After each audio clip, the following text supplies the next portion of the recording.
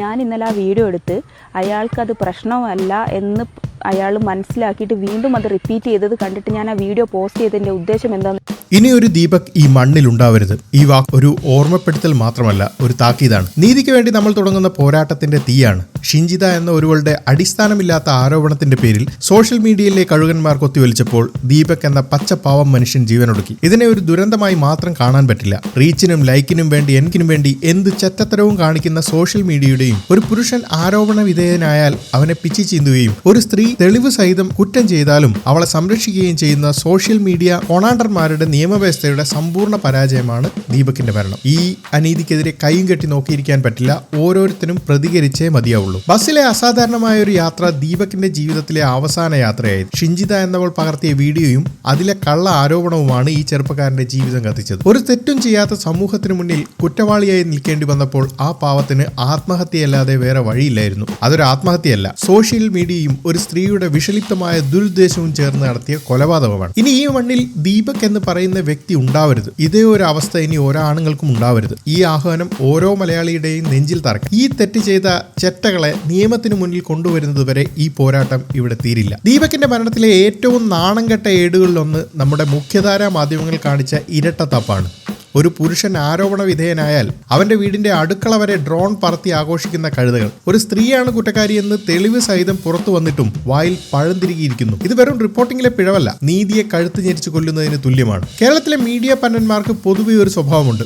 ഒരു പുരുഷനെതിരെ ആരോപണം ഉയർന്നാൽ മതി അവൻ കുറ്റക്കാരനാണോ എന്ന് ഉറപ്പിക്കുന്നതിന് മുന്നേ വിചാരണ തുടങ്ങും. മൈക്കുമായി അവന്റെ വീട്ടിൽ നാട്ടിൽ ചെന്ന് കിട്ടുന്നവന്റെ എല്ലാം വായിൽ മൈക്ക് തിരികെ അവനെ സമൂഹ മധ്യത്തിൽ വലിച്ചു കീറി ഒട്ടിക്കും. ആരോപണം വന്നതിന്റെ പേരിൽ ദിലീപിന്റെ അടുക്കളയ്ക്കകത്ത് ഡ്രോൺ പറത്തിയത് നമ്മൾ കണ്ടതാണ്. അതാണ് ഇവന്മാരുടെ രീതി. നിയമപ്രകാരം ആണിന്റെ മുഖം കാണിക്കുന്നതിൽ പ്രശ്നമല്ലെന്ന പഴുതുപയോഗിച്ച് ഒരുത്തനെ കിട്ടിയാൽ അവനെ പരമാവധി നാട്ടിക്കാനുള്ള ഒരവസരവും ഈ നാറികൾ പാഴാക്കാറില്ല. എന്നാൽ ഇതേ മാധ്യമങ്ങൾ ഒരു സ്ത്രീയുടെ കാര്യത്തിൽ കാണിക്കുന്നത് കപടമായ സംരക്ഷണമാണ്. ഒരു കുറ്റത്തിന് പിന്നിൽ ഒരു സ്ത്രീയാണെന്ന് പകൽ പോലെ വ്യക്തമായാലും അതിജീവിത, ഇര എന്നൊക്കെ പറഞ്ഞ് മുഖം മറച്ച് ഫേസ് ബ്ലറിംഗ് ചെയ്ത് അവളെ സംരക്ഷിക്കാൻ ഓടി നടക്കും. ദീപകിന്റെ മുഖം കേരളം മുഴുവൻ നിങ്ങൾ കാണിച്ചു. പക്ഷെ ആ ദുരന്തത്തിന് കാരണക്കാരിയായ ആ പുന്നാരമോളുടെ മുഖം കാണിക്കാൻ ഒരുത്തനും തയ്യാറായില്ല. നമ്മളെപ്പോലുള്ള യൂട്യൂബർമാർക്ക് കാണിക്കേണ്ടി വന്നു ആ ധൈര്യം. ദീപകിന്റെ വീട്ടിൽ കിടന്ന് വീഡിയോ എടുത്ത് നിനക്കൊക്കെ നട്ടലിന് ഉറപ്പുണ്ടെങ്കിൽ ആ ഷിഞ്ചിതയുടെ നാട്ടിൽ പോയി അവളെ വലിച്ചു കീറി എക്സ്പോസ് ചെയ്യാനുള്ള ധൈര്യം കാണിക്കണമായിരുന്നു. ഇങ്ങനെ നട്ടലിന് ഉറപ്പില്ലാത്തവന്മാർ എന്തിനാടാ മീഡിയ പരിപാടി ചെയ്യുന്നത്? ഈ ചോദ്യം ഇന്ന് ഓരോ സാധാരണക്കാരനും നിങ്ങളോട് ചോദിക്കുന്നുണ്ട്. കോടികളുടെ ബഡ്ജറ്റിൽ ഓടുന്ന നിങ്ങൾക്കില്ലാത്ത ചങ്കുറ്റം സാധാരണ യൂട്യൂബർമാർ കാണിക്കുമ്പോൾ പുച്ഛം മാത്രമാണ് തോന്നുന്നത്. ഷിഞ്ചിതയുടെ ആരോപണം ഒരു തെറ്റിദ്ധാരണയല്ല.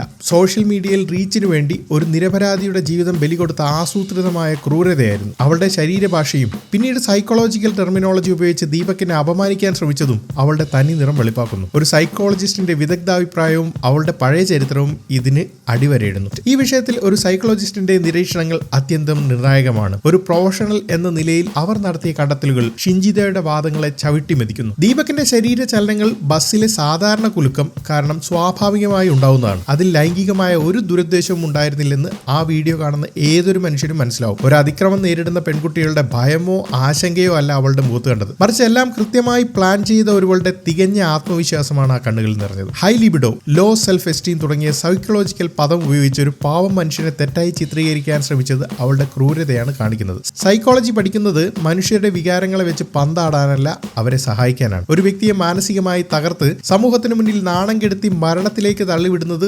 കൊലപാതകത്തിന് തുല്യമാണ്. ഇത് ഈക്വൽ ടു മർഡർ അല്ല, ഇതൊരു മർഡർ തന്നെയാണ്. ഈ പുന്നാരമോളുടെ സ്വഭാവം വ്യക്തമാക്കുന്ന മറ്റ് സംഭവങ്ങൾ കൂടിയുണ്ട്. ഏണിയുടെ ചിഹ്നം വെച്ച് ഇലക്ഷനിൽ നിന്ന മഹതിയാണ് ഈ ഷിഞ്ചിത. സമൂഹത്തിൽ നല്ല പിള്ള ചമഞ്ഞു നടക്കുന്ന ഇവളുടെ തനി നിറം ഇതിലൂടെ വ്യക്തമാണ്. വഴിയിൽ തുപ്പിയ ഒരു ലോറി ഡ്രൈവറെ ഇൻസ്റ്റഗ്രാമിൽ വന്ന് തെറി വിളിക്കുന്ന ഇവളുടെ വീഡിയോ മറ്റുള്ളവരുടെ തെറ്റുകളെ പർവ്വതീകരിക്കുന്ന ഒരു ഇരട്ടത്താപ്പ് തുറന്നു കാണിക്കുന്നു. ഇങ്ങനെയുള്ളവരോട് ഒന്നു മാത്രമേ പറയാനുള്ളൂ, നിന്നെയൊക്കെ പോലെ ഉള്ളതിനെ തുപ്പിത്തൂറി എളിയണം. അതാണ് ചെയ്യേണ്ടത്. ഇങ്ങനെയൊക്കെ ചെയ്തിട്ടും ഇവളെ പിന്തുണക്കാൻ കുറേ തെണ്ടികൾ ഇറങ്ങിയിട്ടുണ്ടെങ്കിൽ അവരുടെ തലച്ചോറും പരിശോധിക്കേണ്ട സമയം കഴിഞ്ഞിരിക്കുകയാണ്. ഷിഞ്ചിതയുടെ ഈ പ്രവൃത്തി ദീപകിന്റെ കുടുംബത്തിൽ മാത്രം ഒതുങ്ങുന്ന ഒന്നല്ല. ഇത് സമൂഹത്തിൽ ഉണ്ടാക്കാവുന്ന പ്രത്യാഘാതങ്ങൾ ഭയാനകമാണ്. സ്ത്രീ സുരക്ഷാ നിയമങ്ങളെ സ്വാർത്ഥ താല്പര്യങ്ങൾക്ക് വേണ്ടി എങ്ങനെ ദുരുപയോഗം ചെയ്യാം എന്നതിന്റെ ഏറ്റവും വൃത്തികെട്ട ഉദാഹരണമാണ്. ഇത് യഥാർത്ഥ ഇരകളുടെ വിശ്വാസ്യതയാണ് ഇല്ലാതാക്കുന്നത്. ഈ വിഷയത്തിൽ പല കോണുകളിൽ നിന്നും ഉയർന്നു വന്ന പ്രതികരണങ്ങൾ ഇവരുടെയൊക്കെ നിലവാരം കാണിക്കുന്നുണ്ട്. ഭാഗ്യലക്ഷ്മിയെ പോലുള്ളവർ പെൺകുട്ടിക്ക് ഉറപ്പുണ്ടെങ്കിൽ എന്നൊക്കെ പറയുന്നത് കേൾക്കുമ്പോൾ കഷ്ടം തോന്നുന്നു. തെളിവുകളെക്കാൾ ആരോപണങ്ങൾക്ക് വില കൽപ്പിക്കുന്ന ഈ അപകടകരമായ ചിന്താഗതിയാണ് ദീപകിനെ പോലെയുള്ളവരെ കൊല്ലുന്നത്. എന്നാൽ സത്യഭാമ പറഞ്ഞതുപോലെ ഷിഞ്ചിതയെ പോലുള്ള വർഗ്ഗങ്ങൾ നാടിന്റെ ശാപമാണ്. അത് 100% ശരിയാണ്. ഇവളെപ്പോലുള്ള തന്തയ്ക്ക് മുന്നേ പറന്ന സാധനങ്ങളെ പിന്തുണയ്ക്കാൻ വരുന്നവരെയും സമൂഹം തിരിച്ചറിഞ്ഞ് ഒറ്റപ്പെടുത്തണം. ഈ സംഭവം നമ്മുടെ നിയമവ്യവസ്ഥയ്ക്ക് നേർ ചില കത്തുന്ന ചോദ്യങ്ങൾ എറിയുന്നുണ്ട്. സ്ത്രീകൾക്ക് നിയമം നൽകുന്ന പ്രത്യേക പരിഗണനകളും ഇളവുകളും പ്രിവിലേജുകളും എടുത്തു മാറ്റേണ്ട കാലം കഴിഞ്ഞു. ഇത്തരം ഇളവുകളാണ് ഷിഞ്ചിതയെ പോലുള്ള കാട്ടപരാധികൾ നിരപരാധികളെ കൊല്ലാൻ ദുരുപയോഗം ചെയ്യുന്നത്. ആണെന്നോ പെണ്ണെന്നോ വ്യത്യാസമില്ലാതെ കുറ്റം ചെയ്തവരെല്ലാം നിയമത്തിന് മുന്നിൽ ഒന്നായിരിക്കണം. ജെനുവിൻ കേസുകളിൽ ഇരകൾക്ക് ലിംഗഭേദമില്ലാതെ നീതി കൊടുക്കേണ്ടതാണ് വേണ്ടത്, അല്ലാതെ ഒരു വിഭാഗത്തിന് പ്രത്യേകം സംരക്ഷണം നൽകുകയല്ല. ഷിഞ്ചിതയെ പോലുള്ളവർ ചെയ്യുന്ന ഏറ്റവും വലിയ സാമൂഹിക ദ്രോഹം അവർ യഥാർത്ഥ ഇരകളെ നിശബ്ദരാക്കുന്നു എന്നതാണ്. ഇത്തരം കള്ളക്കേസുകൾ കൂടുമ്പോൾ നാളെ ശരിക്കും ഒരു അതിക്രമം നേരിടുന്ന ഒരു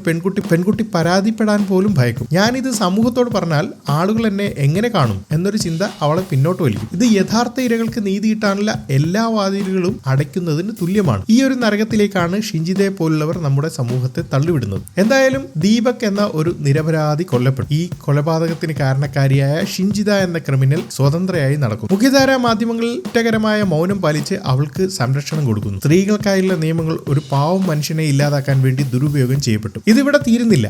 ആ പുന്നാരമോൾക്ക് പൂട്ട് വീഴുന്നത് വരെ ഈ പോരാട്ടം നമ്മൾ നിർത്തില്ല. ദീപകിന്റെ അച്ഛന്റെയും അമ്മയുടെയും കണ്ണുനീരിന് ഈ സമൂഹം കണക്ക് പറഞ്ഞേ മതിയാവുള്ളൂ. ഷിഞ്ചിതയെ പോലുള്ള സാമൂഹിക വിപത്തുകളെ സമൂഹം ബഹിഷ്കരിക്കണം. അവർക്ക് ഒരു പൊതുവേദിയും കൊടുക്കാൻ പാടില്ല. ഏതായാലും നിങ്ങളുടെ അഭിപ്രായവും രോഷവും കമന്റായി രേഖപ്പെടുത്തുക. ഈ വീഡിയോയും ഈ സന്ദേശവും പരമാവധി ആളുകളിലേക്ക് എത്തിക്കുക. ഒരുമിച്ച് നിന്നാൽ നമുക്ക് നീതിക്കായി അലറി വിളിക്കാം. ഇനി ഒരു ദീപക് ഈ മണ്ണിൽ ഉണ്ടാവാതിരിക്കാൻ.